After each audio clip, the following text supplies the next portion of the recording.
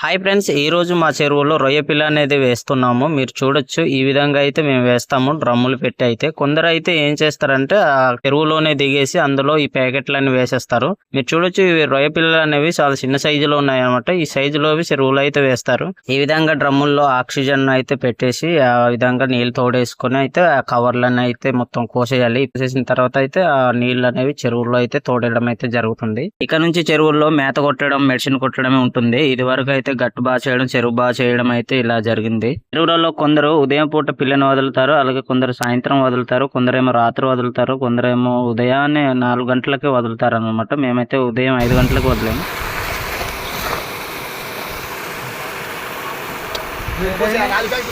చుట్టుపక్కల పరిస్థితి అనేది అసలు బాగాలేదు. మేమైతే నెల వరకు ఆగి అయితే పిల్ల వేస్తున్నాం.